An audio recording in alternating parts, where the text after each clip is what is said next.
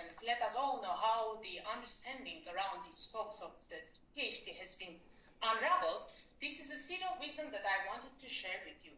That is, for the diverted depictions of creations and reasoning are the basis of academic pursuit, as it is in the nature of the human to always be worthy of being able to sustain life. And in these very matters, the human needs two understandings, the one being the one that comes from the divine and the other to be able to share it.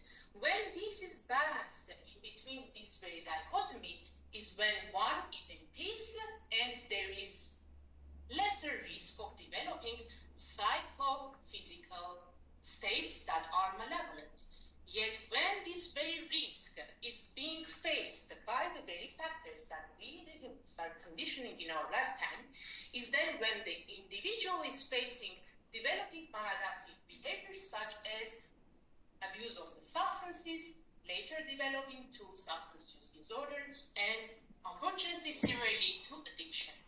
Now, as of this very matter of fact, I've tried incorporating certain animal behavior assessment strategies to identify SUD-like behaviors and assess treatment approaches, considering the ethical guidelines indeed in the animals as laboratory experimental subjects.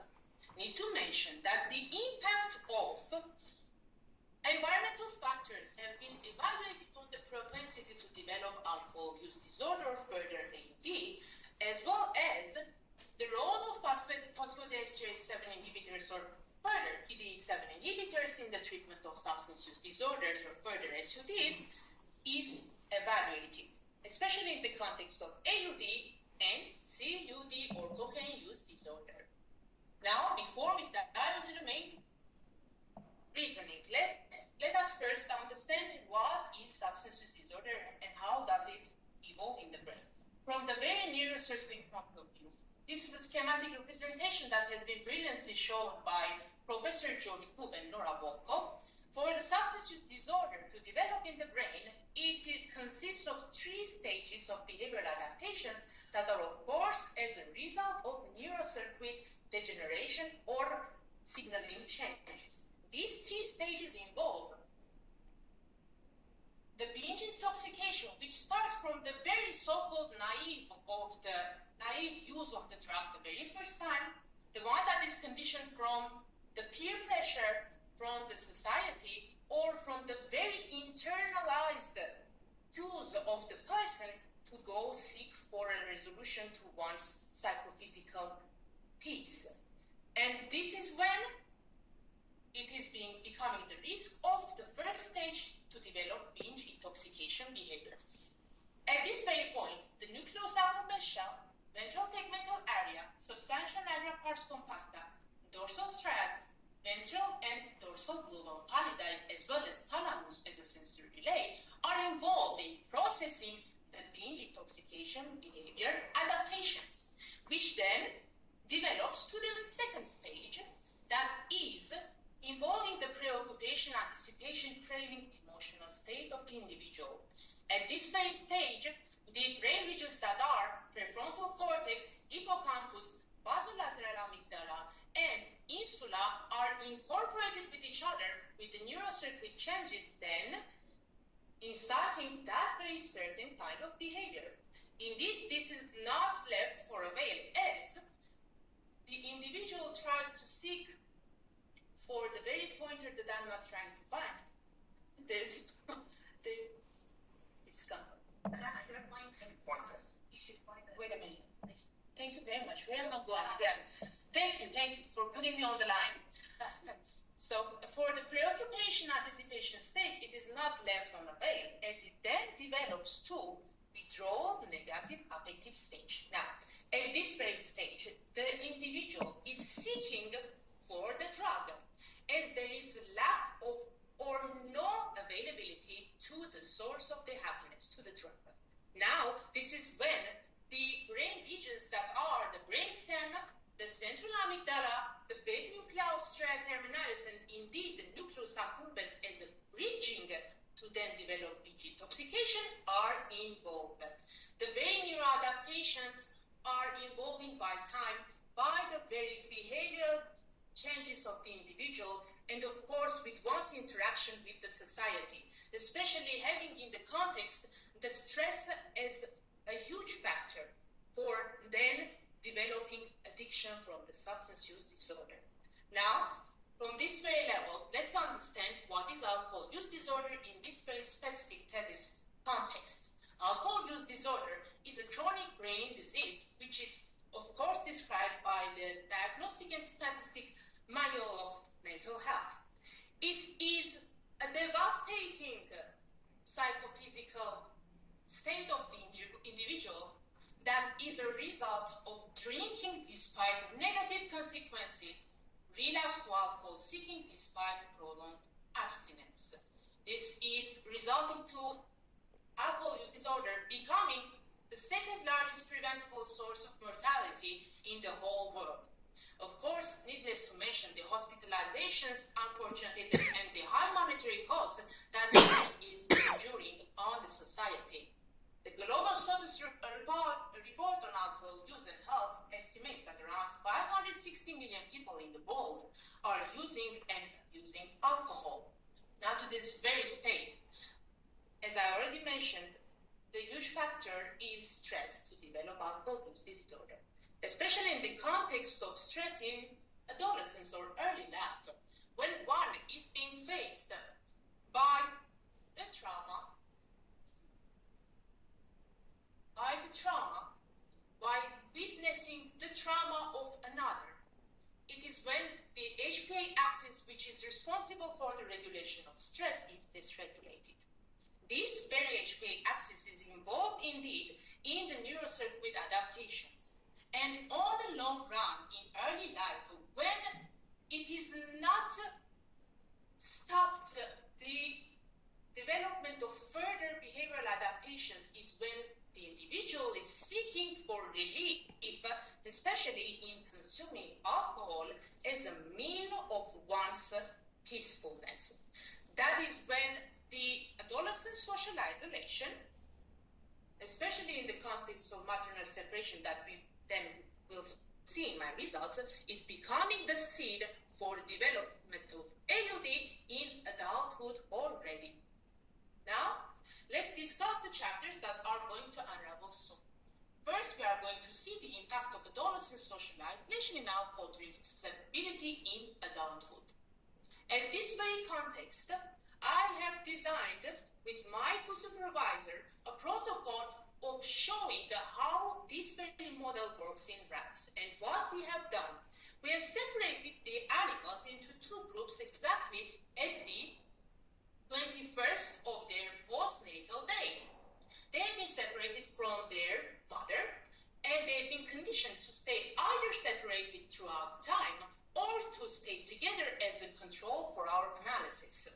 This is exactly when, for the rats, the stress is induced in the adolescence. Meanwhile, for the others that are being broodhoused, they are having free choice of being together and socially being involved. After that, of course, to see whether our very hypothesis is true, we have evaluated the baseline behavioral characterization in the context of anxiety-induced stress.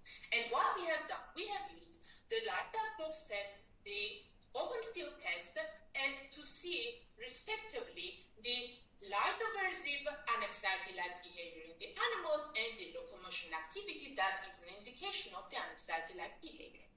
Of course, in this very matter of fact, we have decided to measure the corticosteroid levels in the rat's tail blood plasma.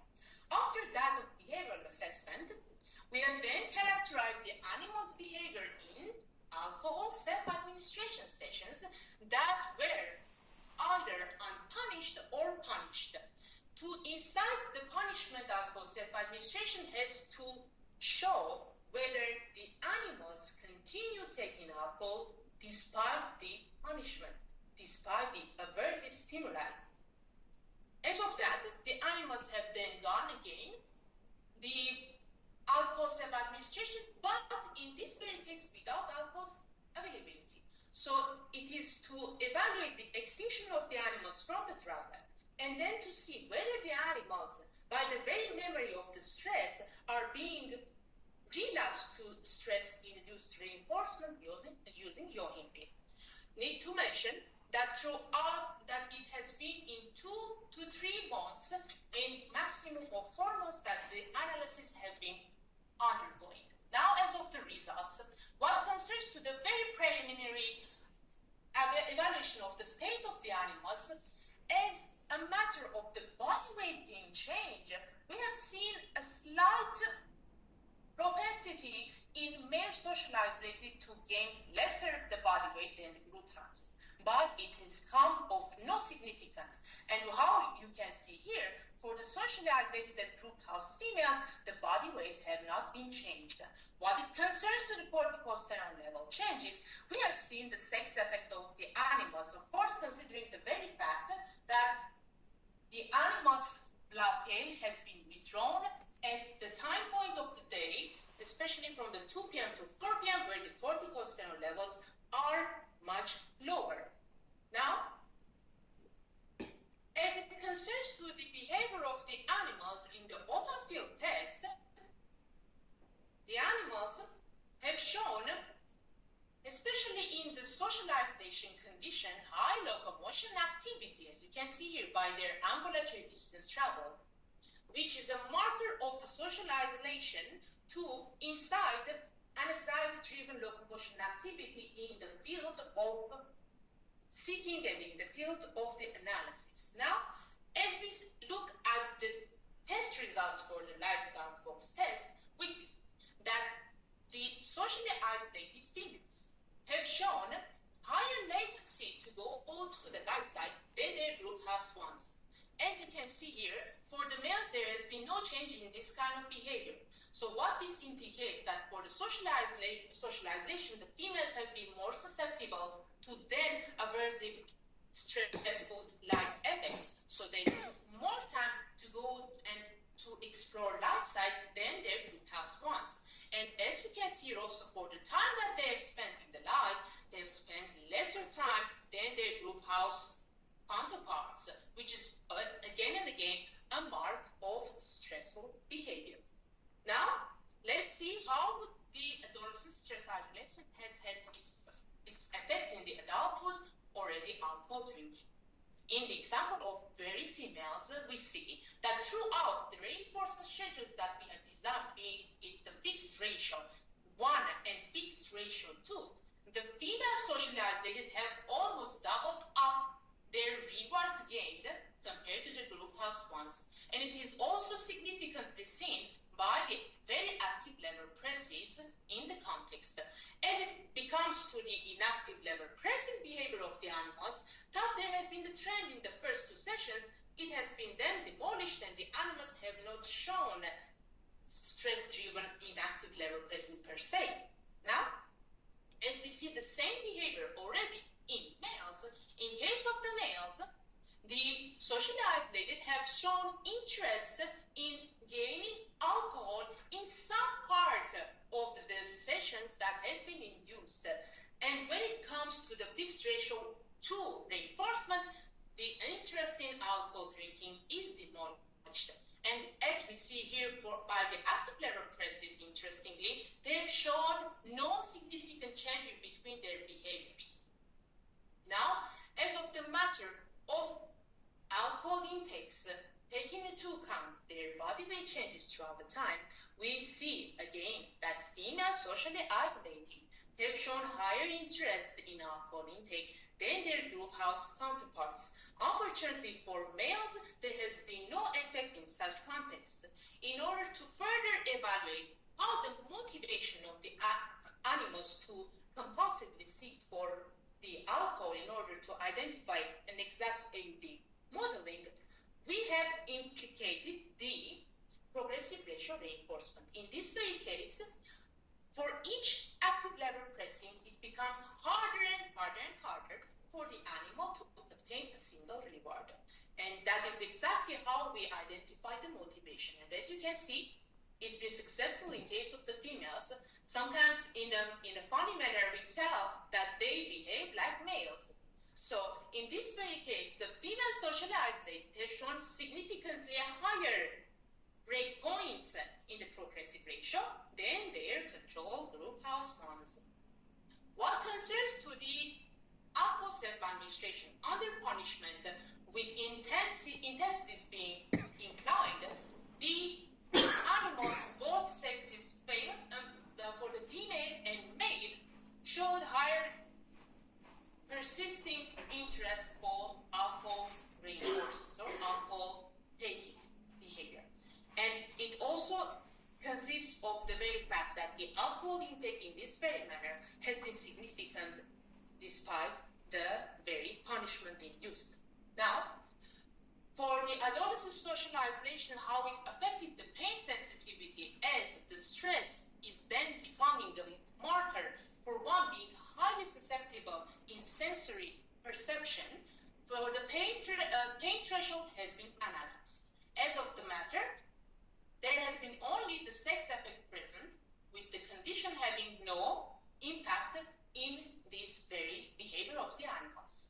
Now, as it comes to the extinction sessions and how the animals have behaved, females again show a high interest in pressing for alcohol, although there are no juice and no alcohol availability, which means that females socially isolated, they still show the persistence to seek for the alcohol despite there is nothing. In case only for the action of the active lever pressing as a matter of their stressful behavior. And it is clear, as the groomed house females have shown no interest in that matter, and they have declined their pressing in extinctions, almost coming to the level of males. In case of males, as seen, there is no change of behavior difference. Now, as after of that extinction, the yohimbine stress-induced relapse has been applied. In this very case, as the animals have been injected with yohimbine to induce stress-induced reactivity to the self-administration session memories, we see that the relapse has been successful for the socially isolated males, for group house females, and socially isolated females. In this very context, again, the females have shown that the stress has been on a long run having an effect on pressing for alcohol, even after extinction. And this very behavior is recovered in males after being injected by the yohimbine. Now, as an addendum conclusion, adolescent social isolation stress induces anxiety-like behavior in male and female rats. Adolescent social isolation shows sex-specific effects, with females being more sensitive to develop AUD-like behaviors. The females exposed to adolescent social isolation show lower extinction rates. SI-induced stress-induced relapse in both male and female SI-exposed rats has been of success. That is, as also for the future consideration, the data on the functional role of the mechanism, as well as further gene expression analysis, will better elucidate the molecular mechanism behind the long-term effects of adolescent social isolation. Now, I hope that your ears are not tired and they are as sharp as King Arthur's sword, because we are going to get to chapter 2, where we are going to understand how the effect of PD7 inhibitors, OMS PD7-9 and 7-1, in alcohol use disorder animal models is determinable. As a matter of fact, first let's understand how the phosphodiesterase or PD7 enzymes have their role in reward behavior processing in the brain. Need to mention that as any kind of a drug is inciting the euphoric effects or once being relieved from one's own stressful condition, is when the drug is inciting glutamatergic, dopaminergic, and serotonergic signaling in the brain. These very signalings are, as a matter of fact, being conditioned by the changes in cellular level, especially in the cyclic adenosine monophosphate dependent pathway mechanisms. Now, it is when we are facing the activation of the PDE7 after that of drug intake to demolish or to degrade the cyclic adenosine monophosphate as a secondary messenger in the cells to then result in cellular dysfunction. This then, of course, incites the dysregulation in the signaling and further habitual behavior adaptations based on the neurocircuit changes. As a matter of fact, the cyclic adenosine monophosphate pathway is a pathway that is directly connected to cellular viability. That is, that this very pathway is also conditioning the changes in DNA or genetic level.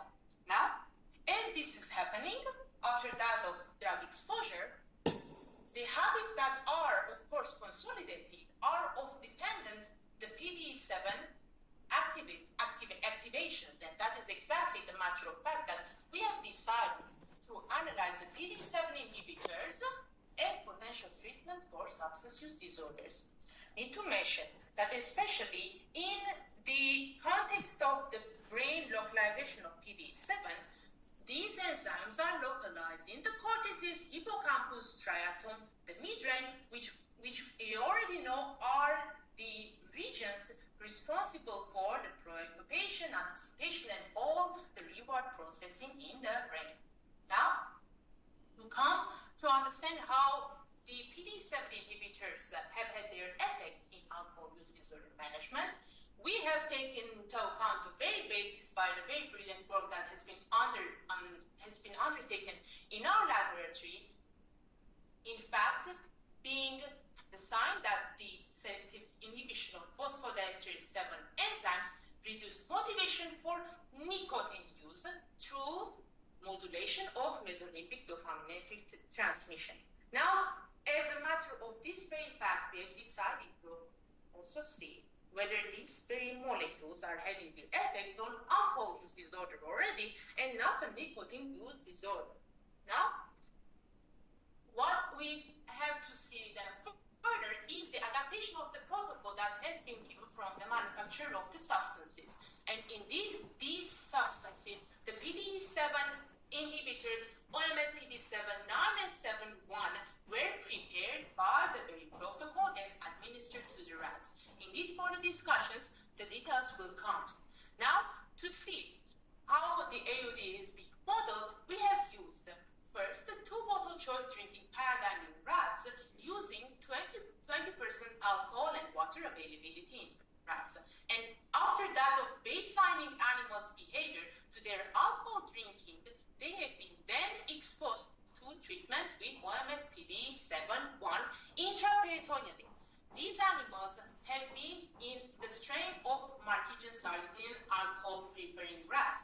That is becoming another challenge to see whether these very molecules have their effects to the already genetically alcohol-preferring rats' behavior in alcohol drinking susceptibility. As of their baseline behavior, the animals, females and males social MSP rats, have gained their baseline alcohol intakes as well as their water intakes as a secondary indicator. Now, as of the after that of treatment with OMS PD7-1 intraperitoneally, unfortunately, when it was given chronic, there has been no effect observed. Now, there has been the slight trend in between the doses to be in the animals that have been injected with the doses 3 and 9 to have a lesser alcohol intake than the vehicles, but it was of no significance whatsoever. And the same picture is seen in case of the water intake. Now, as of to go to analyze the AUD modeling and the PD7 inhibitor interactions in this very sense, I used again the Martigan sardine alcohol-preferring rats already in the context of alcohol self-administration with 20% alcohol solution as a reward. This has been a work done with my very colleague Hong Lee, together of whom we have decided to inject the rats the intraperitoneal OMS PD7-9 and see how the doses 0, 3, and 9 and kg have their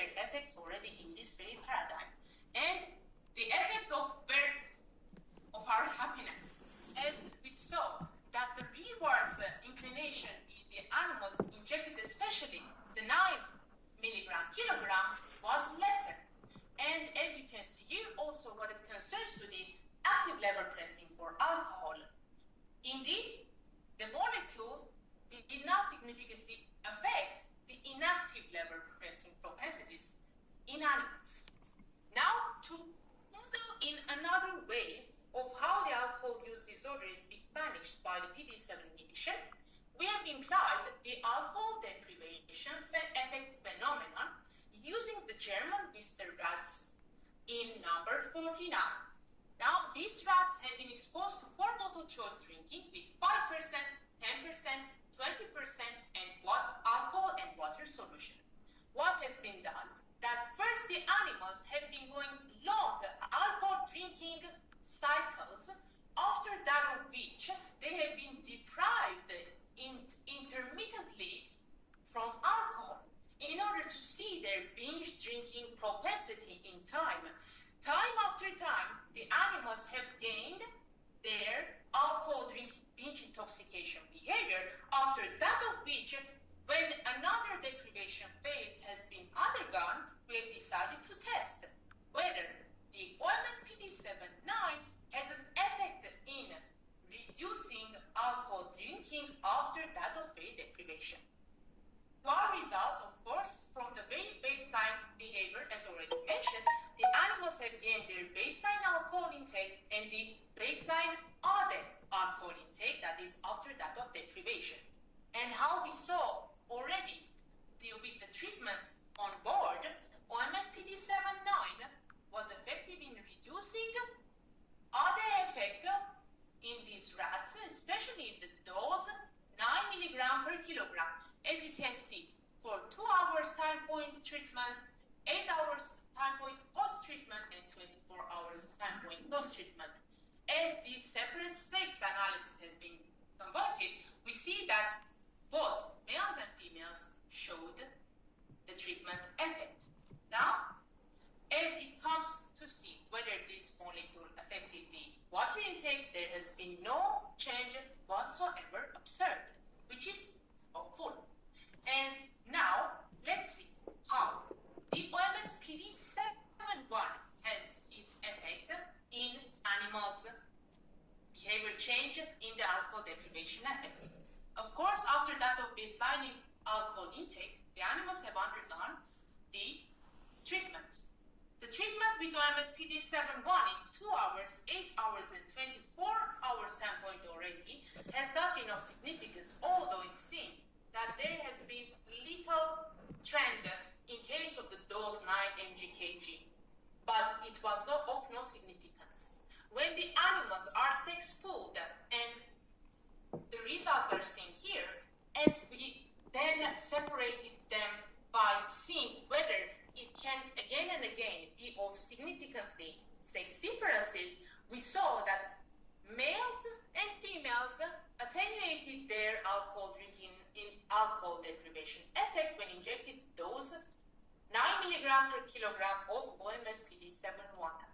Of course, the water intake has been of no change as a result of the test. We can conclude that using established models, we found OMS PD7-1 reducing alcohol sitting in alcohol self-administration, but not the 2-bottle choice alcohol drinking paradigm. The molecules OMS PD7-1 and 7-9 were effective in reducing the bound alcohol intake after the alcohol deprivation phase. These findings emphasize and support that the PD7 inhibitors as potential therapy options targeting the cyclic adenosine monophosphate pathways can become particularly interested in AOD expression profiles and then later in management of these very behaviors. Now, let's understand how, especially in the context of cocaine use disorder animal models, these very molecules are having their effect. Especially, I have looked through the effect of OMS PD7-9 in the context to see how it has had its influence. First of all, cocaine is a psychostimulant that acts as a serotonin dopamine noradrenaline reuptake inhibitor. Cocaine's motoric and behavioral effects also depend on cyclic adenosine monophosphate. In that very sense, in nucleus accumbens and striatum's pathways. And it's been tested that by blocking the dopaminergic receptors, cocaine increases dopamine, activating D1, D2 receptors in mesolimbic circuits. Now, for this very analysis of the literature, we decided to target the later in the results, the dorsolateral striatum and nucleus accumbens shell as the target of interest, having the expression of TD7 to see their manipulation, then having the effect on cocaine use disorder animal behavior. Now, for that very purpose, the animals have been subject to jugular intervention via catheterization in order to then acquire the cocaine self-administration behavior. After that of the behavior was acquired by animals, they have been exposed to extinction sessions where there has been no availability to the cocaine and no cues available for the animal to incite that behavior. Following the successful extinction baseline assessment, the rats have been injected intraperitoneally with OMS-PD7-9 in order to see the relapse behavior. Now, as it concerns to the effect of the OMS-PD7-9 already intracranial, targeting the nucleus accumbens shell and dorsolateral striatum, animals, beside from the very jugular vein intervention, they have also undergone intracranial intervention, having the cannulas for one part of the animal fixed in the nucleus accumbens shell and the other in dorsolateral striatum. And after that, the animals have acquired their cocaine self-administration baseline, and then the procedures have been continued. As of the very results, when the animals form the OMS-PD7-9 test intraperitoneally for the Q context adaptation, we have seen that the animals have acquired significant active lever pressing for cocaine, as well as there has been the Q context differentiations for the animals where there has been the discriminative cues, one for cocaine and one for saline available, in order for the animal to discriminate in between these very substances, and then to test whether the OMS-PD7-9 has its very effect on especially the cues of cocaine context or the cues of the no availability of the drug, just the cue. Now, as after that of the self-administration baselining, animals have baselined also for cocaine extinction sessions where no drug was available. To the results, as the animals have been injected with OMS-PD7-9 on the relapse day, the relapse, first of all, has been successful, as both the Q-discriminated animals and the animals that have not been Q-discriminated have shown the relapse rate when injected the vehicles. Now, as it becomes for the treatment to show its effect, we have had the treatment in the doses 1 significantly and 9 significantly, showing that OMS-PD7-9 has attenuated the cocaine-seeking behavior in the relapse of the animals. Now, as we see how the animals have to then undergo the yohimbine-induced or stress-induced relapse to cocaine seeking, after that of their baselining in the self-administration, they've undergone the extinction baseline, acquiring it greatly. As you can see here, as a result of the relapse test with the yohimbine stress-induced with the dose 1.25 milligram per kilogram injected, the animals have relapsed greatly. And the treatment with OMS-PD7-9 dose-dependently has been successful, meaning that this very molecule also reduces stress-induced relapse to cocaine seeking. We can conclude that the presented incorporated working CUD animal model via successful integration of discriminative and non-discriminative stimuli-induced sessions. after consecutive extinction sessions, the IP injection with OMS-PD79 has been successful to attenuate both cue-induced and stress-induced cocaine-seeking relapse behavior.